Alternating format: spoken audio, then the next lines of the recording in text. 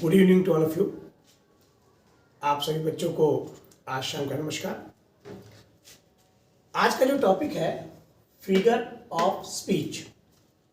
आप में से कई बच्चों ने मुझे कमेंट किया, बहुत से लोगों ने फ़ोन से मुझे सजेस्ट किया कि सर फिगर ऑफ स्पीच पढ़ाइए। तो आज मैं आपके लिए फिगर ऑफ स्पीच लेके आया हूँ। यूपी बोर्ड इंटरमीडिएट एग्जामिनेशन में फिगर ऑफ स्पीच के बारे में क्वेश्चंस आते हैं, उसके डेफिनेशंस लिखने के लिए आते हैं और फिगर ऑफ स्पीच को पहचानने के लिए, रिकॉग्नाइज करने के लिए भी आता है। सबसे पहले बात करते हैं फिगर ऑफ स्पीच है क्या। फिगर ऑफ स्पीच को बोलते हैं अलंकार। और अलंकारों का प्रयोग क्यों होता है? अलंकारों का प्रयोग होता है सजाने के लिए, संवारने के लिए, सुंदर बनाने के लिए। Figure of speech is used to make your language more impressive, to make it more effective, to make it more catching, and it is helpful to express yourself in a better way.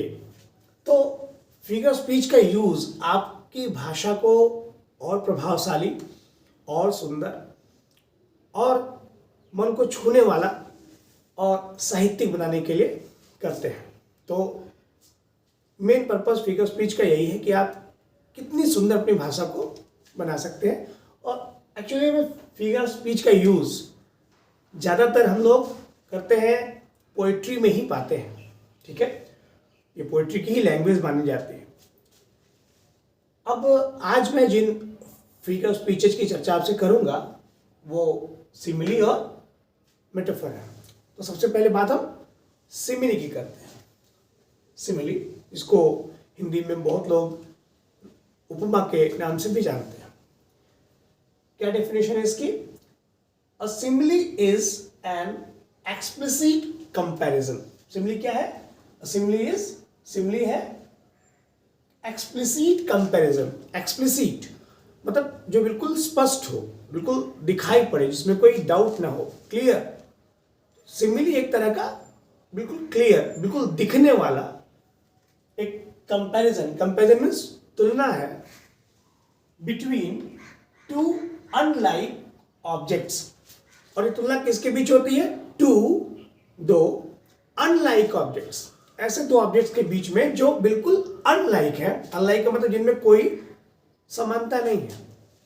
ये तो poet का काम है, ये तो writer का काम है कि कैसे उन दो अनलाइक ऑब्जेक्ट्स के बीच वो एक समानता को ढूंढता है और उसको सिमिली के थ्रू एक्सप्रेस करता है।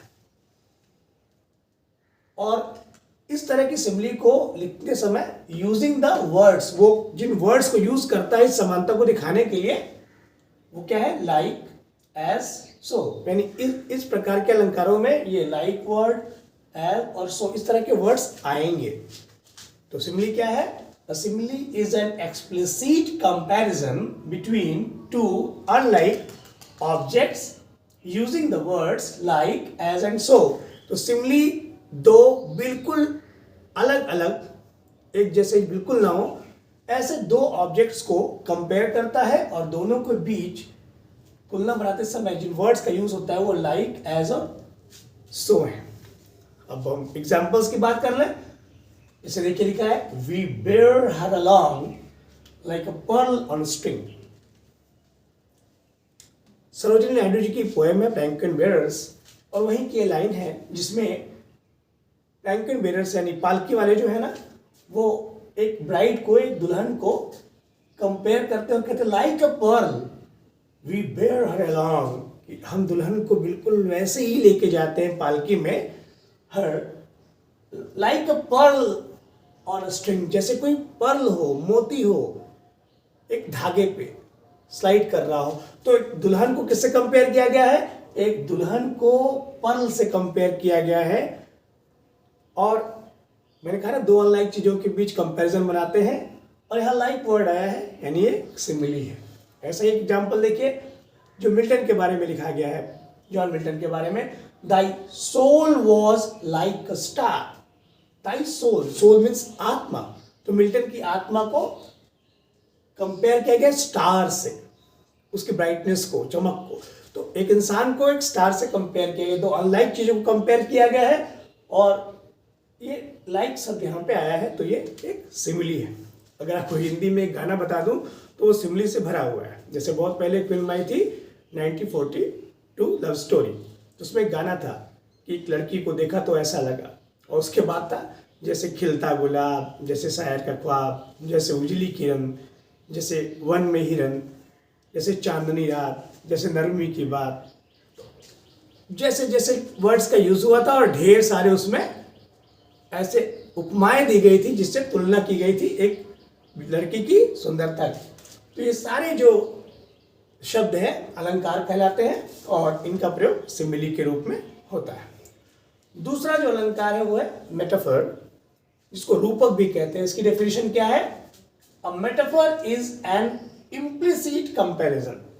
मेटाफर एक इम्प्लिसिट कंपैरिजन, इम्प्लिसिट एक्सप्लिसिट का उल्टा, जहां पे तुलना होती हुई दिखती नहीं है, छिपी रहती है, क्लियर नहीं है, आपको पता नहीं चलेगा कि तुलना है। क्यों? क्योंकि यहाँ पे लाइक, एज या सो इस तरह के वर्ड्स तुलना के लिए नहीं आते, लेकिन जब आप पढ़ेंगे तो उसमें तुलना का निहितार्थ, तुलना का भाव होता है।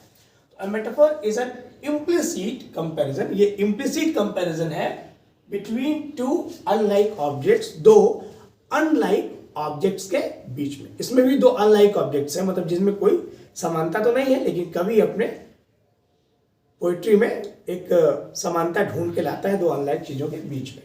इसके एग्जांपल्स क्या है? Life is not a bed of roses.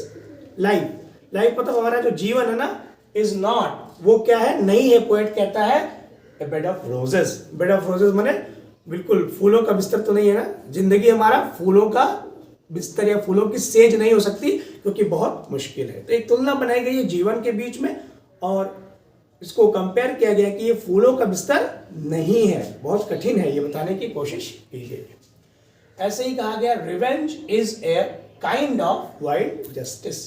Revenge क्या है? रिवेंज मतलब बदला लेना क्या है? एक वाइल्ड जस्टिस है, जैसे जंगल का न्याय, ठीक है, ये हमारे मानवीय गुणों में शामिल नहीं हो सकता है। तो एक कंपैरिजन दिखाना जहां पे लाइक और एज और सो ऐसे वर्ड्स नहीं है, वो मेटाफर कहलाता है। तो दोस्तों, ये दो अलंकार मैं आपके लिए लाया था आज, सिमिली और मेटाफर, उनके डेफिनेशंस और उनके एग्जांपल्स। अगले वीडियोस में मैं आपके लिए पर्सनिफिकेशन और ऑक्सीमोरन अलंकार डिस्कस करूंगा। तब तक के लिए आप इनको प्रिपेयर कीजिए, बोर्ड के एग्जाम में बहुत काम आने वाले हैं ये। और मेरे वीडियो को लाइक करिए, सब्सक्राइब करिए, ताकि मैं आपको नए नए कंटेंट के साथ मिल सकूं। धन्यवाद।